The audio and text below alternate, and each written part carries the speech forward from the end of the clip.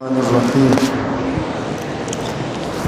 یا ایھا الذین آمنوا هل ادلکم علی تجارۃ تنجیکم من عذاب علیم تؤمنون باللہ ورسولہ وتجاہدون فی سبیل اللہ باموالکم وانفسکم ذالکم خیر لکم ان کنتم تعلمون۔ صدق اللہ العظیم۔ عزیزان محترم، پیارے دوستوں، بزرگوں اور بھائیوں، آج سے 1400 سال پہلے عرب کی سنگلاخ وادیوں میں، عرب کی پہاڑیوں میں، جبکہ وہاں جہالت، ضلالت، گمراہی اور ہر طرف تاریکی چھائی ہوئی تھی، ایسے ماحول میں، ایسے نازک دور میں، بطحا کی سنگلاخ وادیوں میں اللہ تبارک و تعالیٰ کی جانب سے ایک مہتاب نمودار ہوا، اور اس نے اپنے نور سے، اپنی روشنی سے مشرق سے مغرب تک، شمال سے جنوب تک ساری دنیا کو منور روشن کر دیا۔ ایک ایسی جماعت کو تیار کیا اور انہوں نے ایسا کام انجام دیا، ایسا کام کر کے دکھایا کہ تاریخ عالم میں اس کی مثال نہیں مل سکتی۔ ہر موڑ پر انہیں کامیابی، کامرانی ملی، منزل ان کے قریب ہوتی چلی گئی، ہر جگہ ان کو کامیابی ملی، ناکامی ان سے کوسوں دور ہو گئی تھی، بادشاہت، خلافت، سربلندی، ہر چیز ان کے قدم میں تھی۔ وہ جماعت صحابہ کرام کی جماعت تھی۔ نبی کریم صلی اللہ علیہ وسلم نے جس جماعت کو تیار کیا تھا، اور نبی کریم صلی اللہ علیہ وسلم نے امت کو جو تعلیم دی تھی، امت کو جو درس اور سبق دیا تھا، اور صحابہ نے اس کو اپنایا تھا، اس پر اللہ تبارک و تعالیٰ کی جانب سے جو ثمرات مرتب ہوئے تھے، وہ انہوں نے اپنی کھلی آنکھوں سے دیکھے تھے۔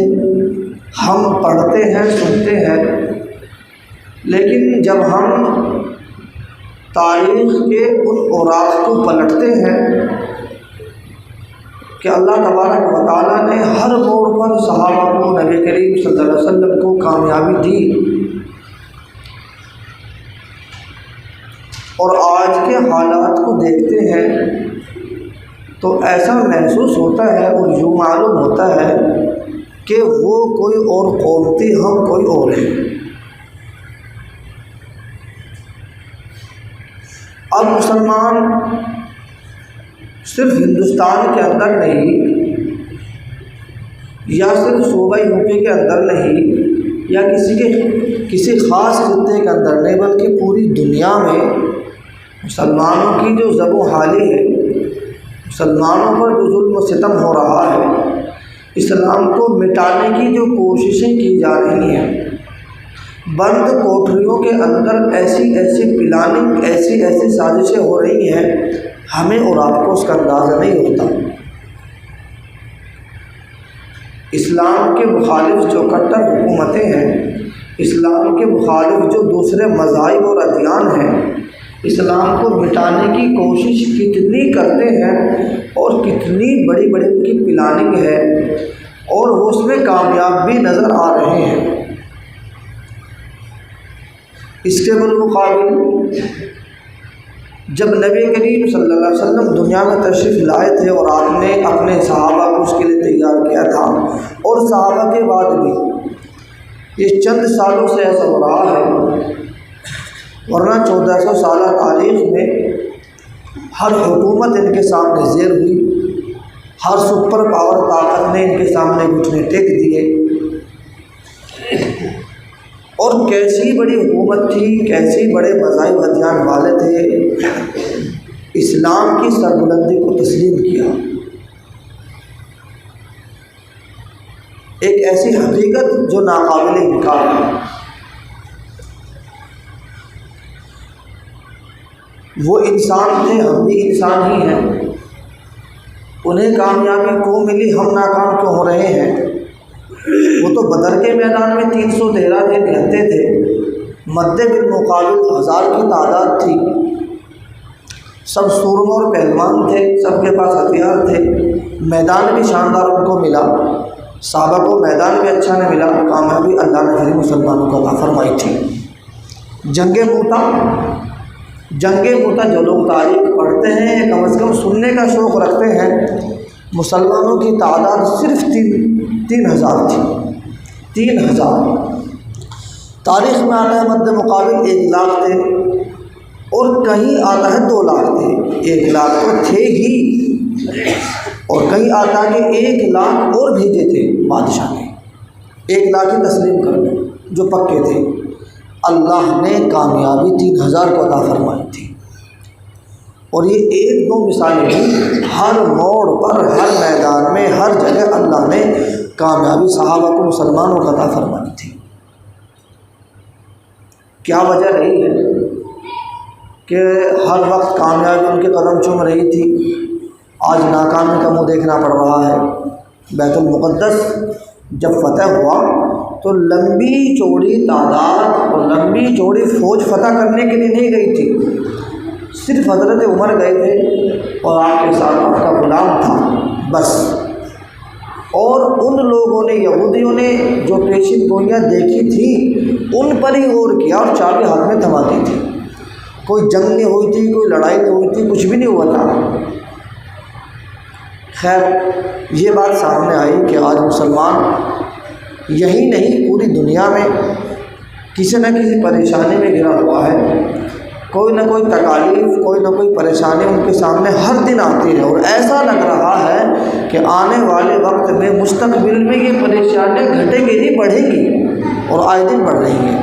یعنی ہر جانے والا دن آنے والے دن سے شاندار، بہتر نظر آ رہا ہے۔ ہر آنے والے دن میں کوئی نہ کوئی تکالیف، کوئی نہ کوئی پریشانی، کوئی نہ کوئی دکھ درد سامنے آتا ہے، کوئی نہ کوئی نئی پلاننگ، کوئی نہ کوئی نئی سازش ہوتی ہے۔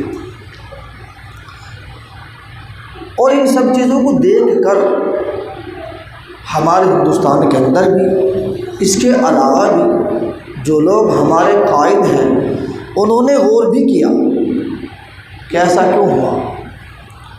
کسی نے غور کیا کہ تعلیم و تعلم میں پیچھے رہنے کی وجہ سے یہ نوبت آئی، یعنی ہم نے بچوں کو تعلیم دینا چھوڑ دیا، تعلیم نہ ملنے کی وجہ سے یہ نوبت آئی، اور انہوں نے اس پر پوری محنت کی، مدرسے، اسکول، کالج قائم کیے، لیکن سمادھان پھر بھی نہ ہوا۔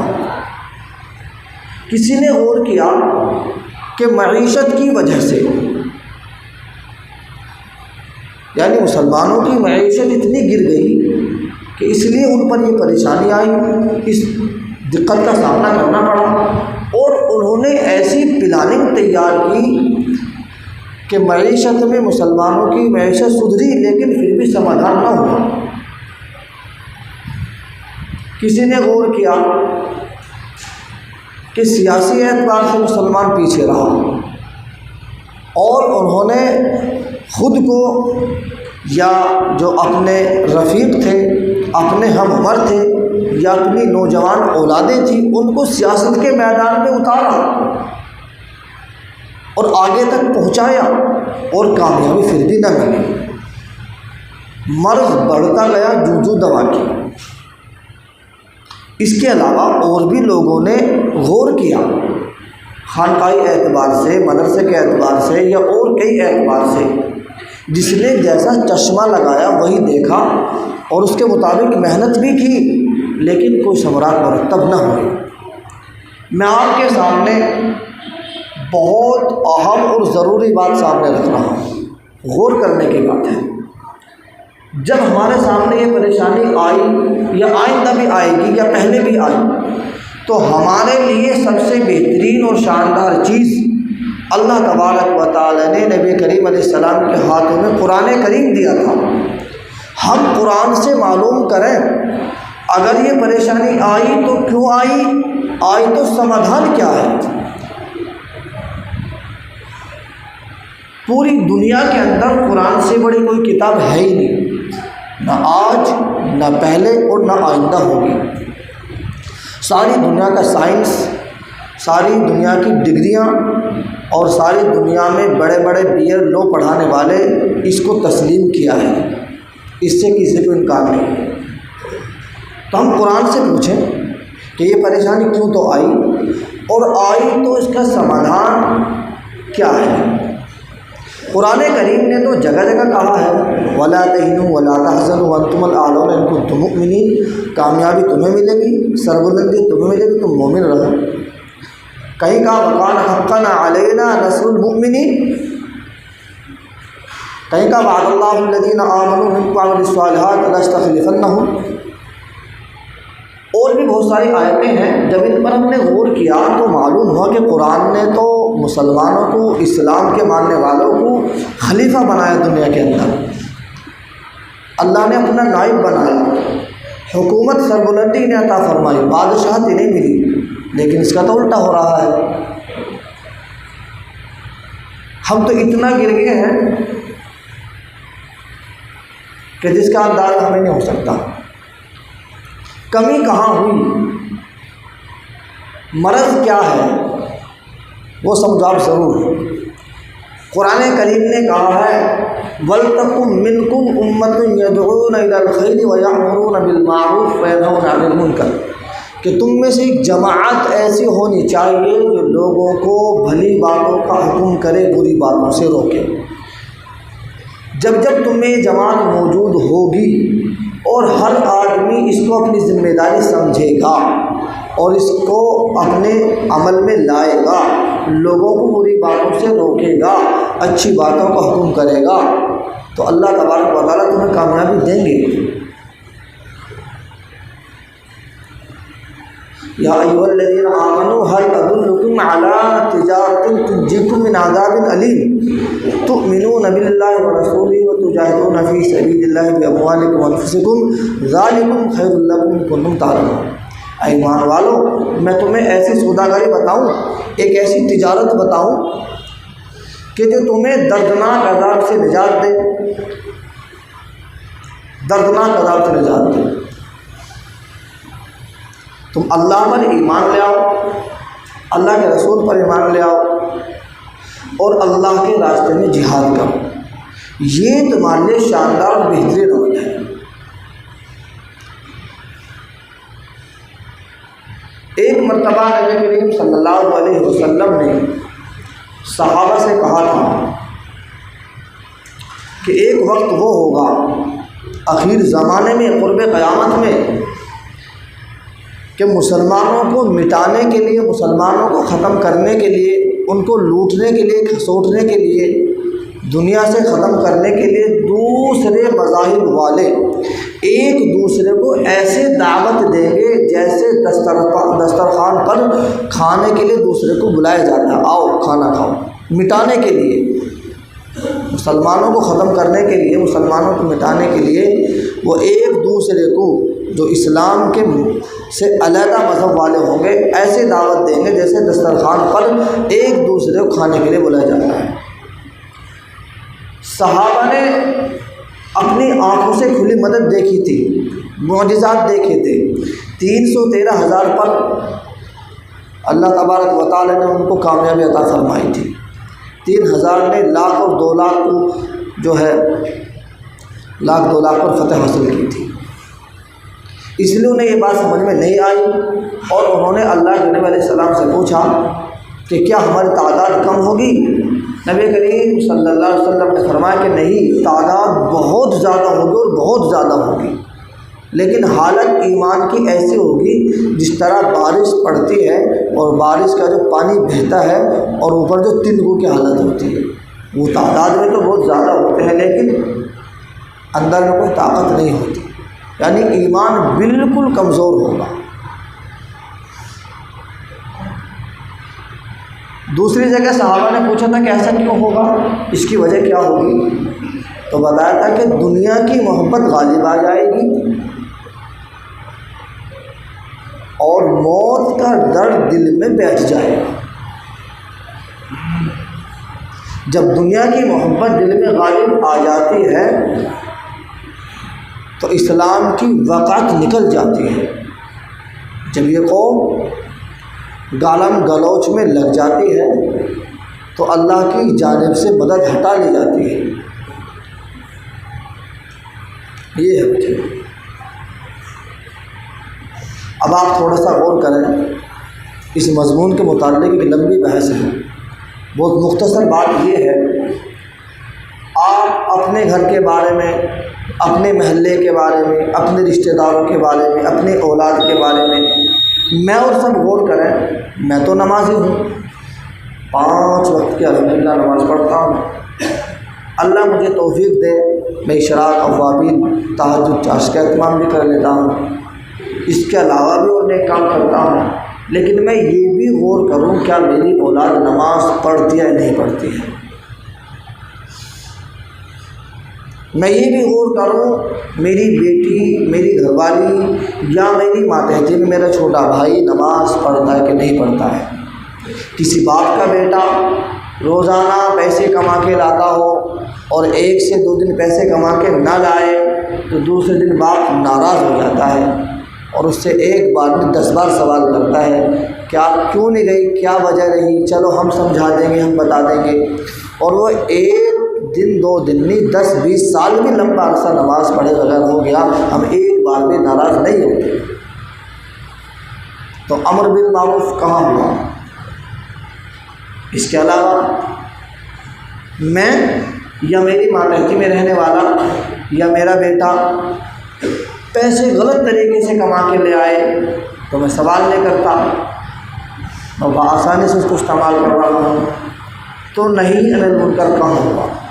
یا اور میری آنکھوں کے سامنے ایسا کام ہو رہا ہے جو اللہ کے رسول کے طریقے کے خلاف ہے، جس سے اللہ ناراض ہوتے ہیں، اللہ کے رسول ناراض ہوتے ہیں، تو کیوں میرے ماتھے پر شکن نہیں آتی؟ دنیاوی اعتبار سے نقصان ہو جائے تو میں ناراض ہو جاتا ہوں۔ دیکھو آخری بات ختم ہو رہی ہے، ضابطہ بالکل صاف صاف یہ ہے جو بھی آپ کے سامنے آیا ہے کہ اللہ نے 2 چیزوں کو کہا اور ان پر 2 چیزوں کی ضمانت لی، یعنی تم اللہ کے رسول پر ایمان لاؤ اور اللہ کے راستے میں جد و جہد کرو، اعمال صالحہ کے ذریعے، برائیوں کو مٹانے کے ذریعے، نیک اعمال کی دعوت دینے کے ذریعے۔ یہ 2 کام دیے، اللہ کے رسول پر ایمان لاؤ، یہ پہلا کام ہے۔ دوسرا، نیک اعمال کے ذریعے، لوگوں کو دعوت دینے کے ذریعے، برائی سے روکنے کے ذریعے اللہ کے راستے میں جہاد کرو، جد و جہد کرو، تو اللہ تم کو 2 چیزیں عطا فرمائیں گے۔ ایک تو آخرت میں ہمیشہ کا سکون، چین، اطمینان، جنت وہاں کی رات، اور دنیا میں اللہ تبارک و تعالیٰ آپ کو خلیفہ اور نائب بنائیں گے۔ لیکن آپ دونوں چیزوں میں غور کرو، میں دوسرے کو کہنے کو تو تیار ہوں، سب سے پہلے اپنے گھر میں کہنے کو تیار نہیں ہوں۔ ہم سب اس میں شریک ہیں۔ سب سے بڑی پریشانی یہاں سے شروع ہوتی ہے۔ اس لیے آپ سب یہاں سے یہ نیت کر کے اٹھیں کہ میں اپنے گھر میں، اپنے پڑوس میں جب بھی کوئی برائی دیکھوں تو میں اس کو روکوں۔ دیکھو حدیث میں صاف آتا ہے، جب کوئی آدمی کسی برائی کو دیکھے تو اس کو ہاتھ سے روک دے، ہاتھ سے روکنے کی طاقت نہ ہو تو زبان سے کہہ دے، اور زبان سے روکنے کی بھی طاقت نہ ہو تو دل سے برا سمجھے۔ مطلب یہ ہے کہ اگر وہ آپ کا بیٹا ہے، آپ کی ماتحتی میں ہے، ہاتھ سے روکیں گے، کوئی لڑائی جھگڑا نہیں ہوگا تو ہاتھ سے روک دو۔ ایسا نہیں ہے آپ کا پڑوسی ہے، دور کا رہنے والا ہے، ہاتھ سے روکنے میں لڑائی کا خطرہ ہے تو زبان سے کم از کم کہہ دو یہ کام اچھا نہیں ہے، یہ کام برا ہے، اور کہنے کا موقع بھی نہیں ہے تو کم از کم دل سے برا سمجھو۔ اگر آپ نے دل سے برا بھی نہیں سمجھا، آپ نے شرکت کی تو آپ کا ایمان بالکل گر چکا ہے، آپ ایمانی اعتبار سے بالکل کمزور ہو چکے ہیں۔ اور یہ سارا اس وقت نظر آتا جب ہمارے ہاں کوئی شادی بیاہ پروگرام ہوتا، ہم اچھے دیندار ہونے کے باوجود، 5 وقت کے نمازیں، تہجد اور چاشت اوابین کے اہتمام کے باوجود سب کچھ اٹھا کے رکھ دیتے ہیں، کیا کریں جو اولاد مانتی نہیں ہے، یہ الفاظ کہہ کر بات ختم ہو جاتی ہے۔ لیکن کیا مجھے بتاؤ، کسی کا بیٹا آگ میں گر رہا ہو، کنویں میں گر رہا ہو تو پکڑ کے روکیں گے؟ نہیں روکیں گے، یہ اس سے بھی بڑی آگ ہے۔ اور پھر اگلی بات یہ ہے، جب بیاہ شادی میں خرافات ہوتی ہے اس کے نتائج ہماری آنکھوں کے سامنے چند مہینے بعد آنے شروع ہو جاتے ہیں، سمجھ میں کسی کو آوے یا نہ آوے۔ اس لیے یہ ایک موقع نہیں، ہر موقع پر آپ اپنے سامنے اللہ اللہ کے رسول کے طریقے کو رکھو، آپ کو ہمیشہ کامیابی ملے گی۔ اللہ تبارک و تعالیٰ ہمیں سمجھ عطا فرمائے اور عمل کی توفیق عطا فرمائے۔